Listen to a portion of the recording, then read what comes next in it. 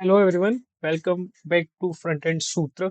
So today we will be learning about another concept of ES6 or modern JavaScript, which is known as variable declaration. So पुरानी JavaScript में हम variable एक तरीके से declare कर सकते थे where का यूज करके. So let me just give you an example. So where name is equals to मैंने अपना नाम लिख दिया, नाम है हमारा आकाश. उसके बाद मैंने कंसोल उसको मैंने लॉग कर दिया, मैंने हमारे नेम को लॉक कर दिया. Okay. So okay, now what I will do, I will just node, I just have to change my directory first. I will just go to my directory which is es6 and I will node lvc dot yes. Okay, so what you will see, the my name is printed. Okay, I have declared a variable named as where and named as name. Okay, now उसके बाद मैंने क्या किया, मैंने अपना नाम print करा दिया. ठीक है. अब मैं क्या करता हूँ, मैं ना यहाँ पे एक और वेर करके ना सरनेम बना, नेम टू मैं ले लेता हूँ. ठीक है. उसमें मैंने नेम टू ले लिया डेविड. ठीक है. अब मैं क्या करूंगा, मैंने क्या किया, अब मैंने ना नेम टू को पहले प्रिंट करा लिया. अब मैं अगर नेम टू को प्रिंट कराऊंगा तो देखो वही आंसर आएगा, ऊपर डेविड आ गया. ठीक है. अब मैंने क्या किया, मैंने ना दोनों वेरिएबल्स का नाम सेम रख लिया. मैंने ऊपर तो लॉक करा लिया अपना आकाश. मैं एक बार करा के दिखाता हूँ, है ना. देखो, ऊपर तो मेरा नाम हमने नाम से वेरिएबल बनाया तो आकाश आ गया. हमने एक और नेम से एक और वेरिएबल बनाना है जिसमें हमने डेविड विलियर्ड स्टोर कर दी तो हमारा डेविड आ गया. तो यहाँ पे क्या है, आगे जाके ना अगर हम कोई बड़े बड़े एप्स या वेबसाइट बनाते हैं तो वहां जाके बहुत ज्यादा कॉम्प्लिकेटेड हो सकता है. अगर कोई एरर आ जाए तो उस एरर को ढूंढने में हमें बहुत ज्यादा टाइम लगेगा, वो बहुत ज्यादा कॉम्प्लेक्सिटी बढ़ जाएगी एरर को ढूंढने में.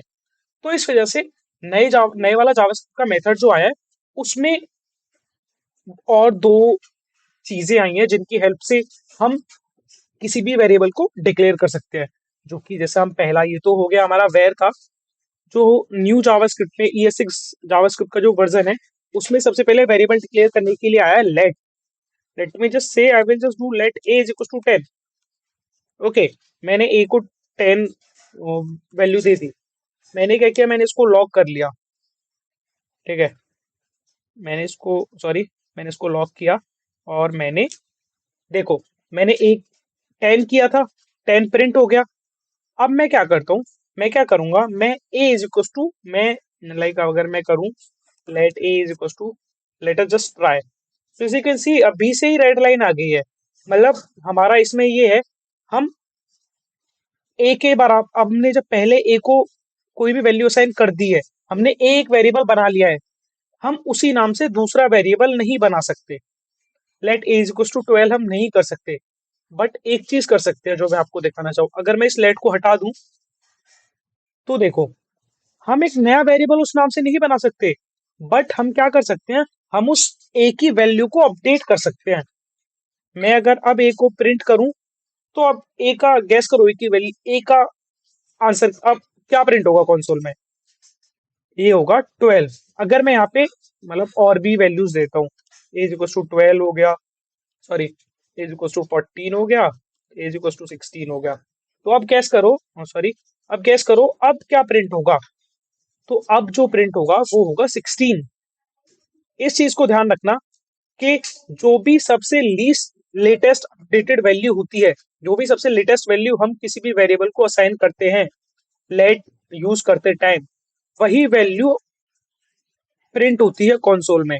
मैंने सबसे पहले 10 किया, फिर 12 किया, 14 किया और 16 किया. तो लेटेस्ट वैल्यू क्या है, 16. जब मैंने ए को लॉक किया तो हमारी 16 वैल्यू प्रिंट हो गई. ठीक है. अब इसमें क्या है, अब हम जो तीसरा जो हमारा तरीका है एक वेरिएबल को डिक्लेयर करने का ES6 वर्जन में, हम उसके बारे में बात करते हैं. वो है कॉन्स्ट. कॉन्स्ट, मैंने कॉन्स्ट इज इक्वल टू 10 कर दिया. मैं, सॉरी, मैं पहले इसको कमेंट कर देता हूँ. हमारा const A is equal to मैंने 10 कर दिया. ठीक है. अब मैं क्या करूंगा, मैं एक और, मैं const A is equal to 12. ये वही एरर आ रहा है जो पहले आ रहा था. अगर हमने ए नाम से एक वेरिएबल बना दिया कॉन्स्ट कीवर्ड का यूज करके, तो हम कोई सेम नाम से कोई दूसरा वेरिएबल नहीं बना सकते. अब हम दूसरी चीज करके देखते हो, जो हमने लेट के साथ दूसरी चीज करी थी, मैंने कॉन्स्ट को हटा दिया. ठीक है. Const A is equal to मैंने 12 कर दिया। अब मैं क्या करूंगा, मैं लॉक करता हूँ ए को और मैं इसको, देखो एरर आ गया, assignment is constant variable A is equal to 12, type error आया, असाइनमेंट टू कांस्टेंट वेरिएबल। हम ए इज इक्वल टू 12 जो असाइन कर रहे हैं वो हमें कांस्टेंट वेरिएबल को दे रहे हैं। कांस्टेंट का मतलब होता है जो चेंज ना हो सके, कभी जो चेंज नहीं होता। तो इसका मतलब इससे ये कंक्लूजन निकला, अगर हम किसी भी वेरिएबल के साथ कॉन्स्ट कीवर्ड यूज कर रहे हैं तो हम ना ही तो उस वेरिएबल के नाम से कोई दूसरा वेरिएबल बना सकते हैं और ना ही उस वेरिएबल की वैल्यू को हम अपडेट कर सकते हैं। ओके, सो हमने देखा ए, अगर let me conclude this video. हमने देखा अगर हम वेर नाम से कोई भी वेरिएबल बनाते हैं तो हम उस उसी नाम के वेरिएबल से एक नया वेरिएबल बना सकते हैं, उसकी वैल्यू को अपडेट कर सकते हैं।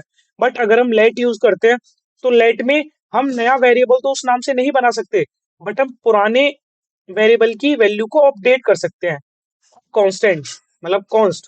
इसमें क्या होगा, इसमें अगर हमने एक वेरिएबल को कोई भी वैल्यू असाइन कर दी तो उसके बाद हम ना तो उस वैल्यू को अपडेट कर सकते हैं और ना हम सेम नाम का वेरिएबल दूसरा बना सकते हैं। सो आज की वीडियो में इतना ही। Thank you so much for watching. Next videos में हम ES6 वर्जन के और कॉन्सेप्ट्स का डिस्कस करेंगे। Thank you so much for watching. Like share and subscribe.